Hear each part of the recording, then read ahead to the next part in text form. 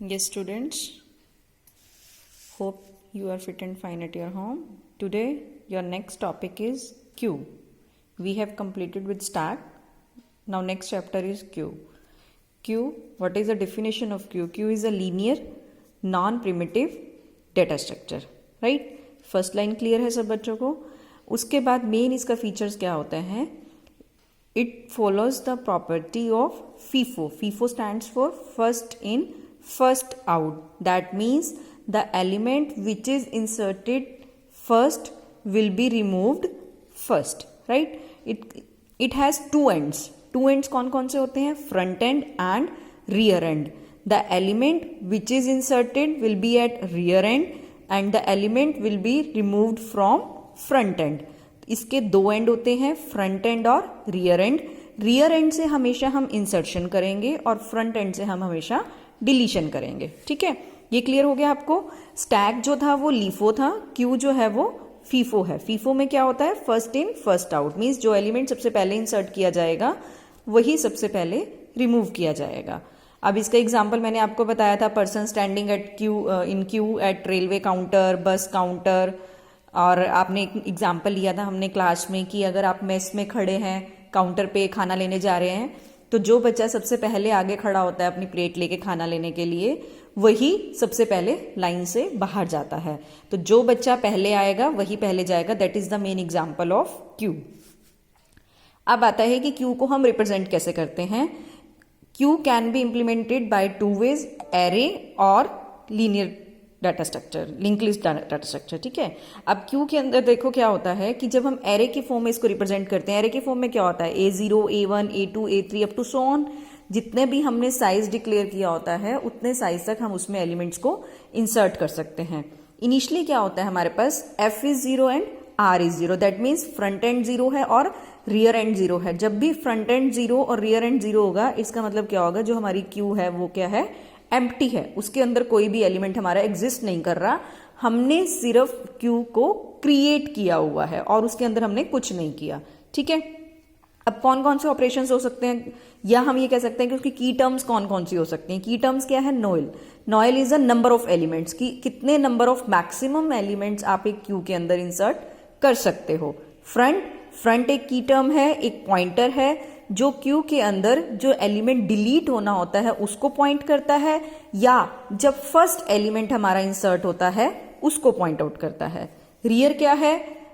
किस एंड से आपके एलिमेंट्स को इंसर्ट कर रहा है, मतलब ये लास्ट एंड को भी पॉइंट करता रहता है. Is empty, that means to कि अगर आपने ये चेक करना है क्यू एम्प्टी है या नहीं है, इट मीन्स वो अंडरफ्लो कंडीशन में है. फुल, दैट मीन्स वो ओवरफ्लो कंडीशन में है.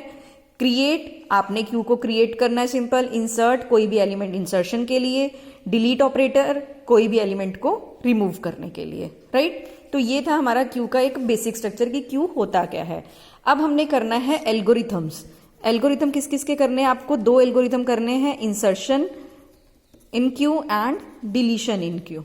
ठीक है, दो एल्गोरिथम आपको करने हैं. अभी हम ये बात कर रहे हैं जो क्यू की इंसर्शन और डिलीशन करेंगे, that is at linear queue. ये हमने जो भी ऊपर ड्रॉ किया है ये हमारा एक लीनियर क्यू है. ठीक है, अब इस लीनियर क्यू के आप एल्गोरिथम देखो. सबसे पहले है इंसर्शन के लिए. अब इंसर्शन के लिए आपने क्या करना है? जब भी हम एलिमेंट को इंसर्ट करेंगे, सबसे पहले तो हमने यही देखना है कि क्या हमारी क्यू के अंदर स्पेस है. देखो स्पेस कैसे चेक करेंगे? फ्रंट 0 पे है, कोई बात नहीं कि हमने कोई भी एलिमेंट को भी डिलीट नहीं किया, फ्रंट इनिशियली 0 है. और रियर जो है वो मैक्सिमम साइज पे पहुंच चुका है.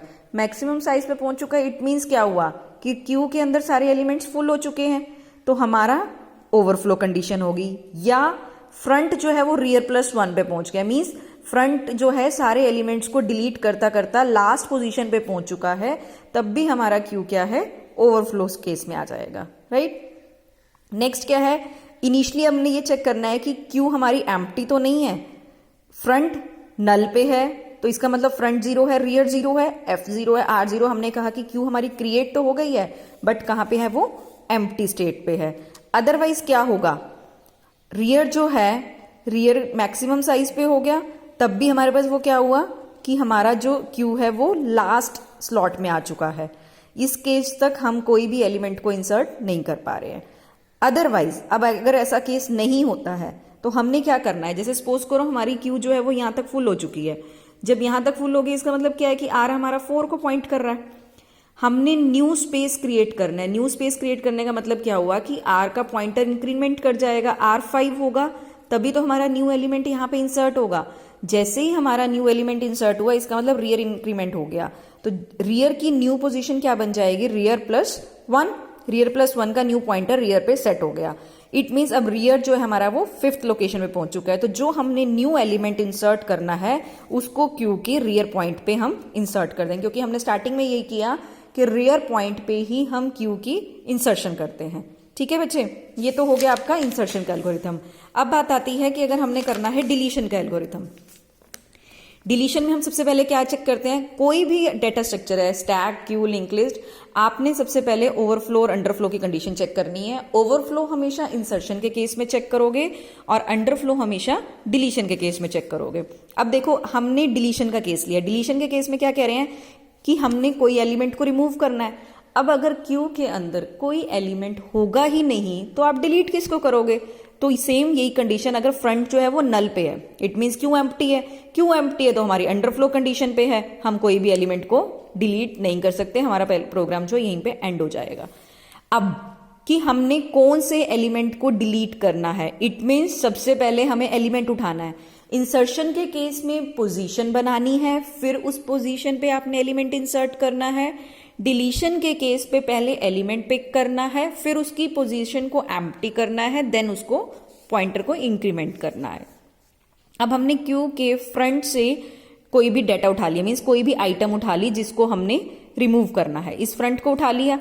अब अगर फ्रंट और रियर दोनों इक्वल है, मान लो यहां पे क्या होता है, एक ही एलिमेंट हमने इंसर्ट किया हुआ, इसका मतलब क्या हुआ कि एफ की वैल्यू भी 1 है और आर की वैल्यू भी 1 है। उसने यही कहा कि अगर आपका फ्रंट और रियर दोनों इक्वल हो जाते हैं तो हमारे पास सिंपल क्या है, क्यू के अंदर एक ही एलिमेंट है, उसी को हमने रिमूव कर देना है, तो फ्रंट भी हमारा नल हो जाएगा, रियर भी हमारा नल हो जाएगा।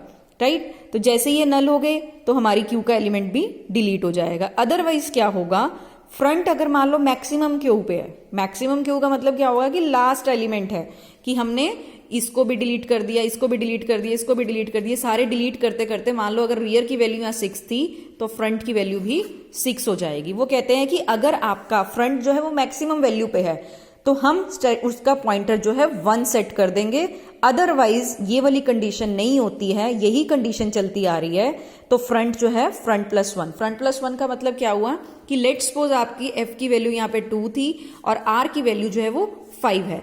आपने इस एलिमेंट को डिलीट करना है क्योंकि ये एलिमेंट हमारा फ्रंट एंड पे आ रहा है ना, फर्स्ट इन फर्स्ट आउट, तो यहां से होना, ये डिलीट हो गया, ये डिलीट हो गया, इसको डिलीट करना है हमने। तो अगर एफ की वैल्यू 2 है हमारे पास, जैसे ही ये एलिमेंट डिलीट होगा तो एफ की वैल्यू क्या हो जाएगी, 3 हो जाएगी। तभी तो पता चलेगा कि ये 3 एलिमेंट्स डिलीट हो चुके हैं। अब आपको ये 4th वाला एलिमेंट जो है वो डिलीट करना है। रियर का एलिमेंट 5 पे या 6 पे डजेंट मैटर, क्योंकि हमने फ्रंट एंड से उसकी डिलीशन करनी है। रियर से तो इंसर्ट करता आ रहा है, यहां कोई एलिमेंट होगा तो रियर की वैल्यू 7 हो जाएगी, उसके एफ की वैल्यू पे कोई भी फर्क नहीं पड़ेगा, क्योंकि एफ ने सिर्फ डिलीट करना है और आर ने इंसर्ट करना है। ठीक है, तो यहां पे आपका क्या हो जाएगा, जैसे ही आपने एलिमेंट को रिमूव किया तो फ्रंट की लोकेशन क्या हो जाएगी, फ्रंट प्लस 1। यहां पे आपका ये एल्गोरिथम एंड हो जाएगा। अब इसमें क्या होता है कि आपने ये चेक करना है हमारी लीनियर क्यू की ड्रॉबैक क्या है। लीनियर क्यू का ड्रॉबैक क्या है, लेट अस सपोज कि आपकी एक लीनियर क्यू बना हुआ है, ठीक है, हमने ये सारे एलिमेंट्स इसमें इंसर्ट किए थे, करते करते हम लास्ट में आ गए, रियर की वैल्यू मान लो 7 आ गई और एफ की वैल्यू इसमें 7 आ गई और इसके अंदर 7 ही एलिमेंट्स थे। हमने 7 एलिमेंट्स को इंसर्ट किया और 7 के 7 एलिमेंट्स को हमने रिमूव कर दिया। अब जब यहाँ पे एक एक करके एलिमेंट आया था, अब एक एक करके ही एलिमेंट को बाहर भी निकाल दिया। आपको दिखने में क्या लग रहा है कि क्यू एम्प्टी है, लेकिन एक्चुअल में क्या है कि इसने स्पेस ऑक्यूपाई किया हुआ है 7 एलिमेंट्स का जो हम रिमूव कर चुके हैं। तो this is the main drawback of linear Q कि उसके अंदर स्पेस होने के बावजूद भी आप उसमें कोई न्यू एलिमेंट इंसर्ट नहीं कर पा रहे हो। देखने में आपको ये लग रहा है कि क्यू एम्प्टी है, बट इसके अंदर आप कोई भी एलिमेंट को इंसर्ट नहीं कर पा रहे हो। द रीजन बीइंग इज कि आपके जो पॉइंटर्स हैं वो मैक्सिमम साइज पे पहुंच चुके हैं। रियर भी आपका मैक्सिमम साइज पे है और फ्रंट भी आपका मैक्सिमम साइज पे है। तो अगर आपके पास क्वेश्चन आता है what is the drawback of linear data structure, तो आप उसमें क्या मेंशन करोगे कि इसका ओवरफ्लो होने के बाद आप कोई भी एलिमेंट इंसर्ट नहीं कर सकते हैं, whether in visualisation the queue is empty और नॉट। ठीक है, अगर क्यू एम्प्टी है तभी आप उसको ये कहोगे कि आप उसका स्पेस को ऑक्यूपाई नहीं कर पा रहे हो। This is the main drawback, because ये हमारी एरे इंप्लीमेंटेशन थी और एरे इंप्लीमेंटेशन के अंदर हमारा साइज यूटिलाइजेशन जो होता है उस पर मेमोरी एफिशिएंसी पर फर्क पड़ता है और मेमोरी हमारी इसमें मैक्सिमम टाइम वेस्टेज चली जाती है। क्लियर? तो हमारा ये क्या हो जाएगा, क्यू की रिप्रेजेंटेशन। तो नेक्स्ट लेक्चर में करेंगे हम इस क्यू के रिप्रेजेंटेशन को ओवरकम कैसे कर सकते हैं, इस ड्रॉबैक को कैसे खत्म कर सकते हैं। ओके।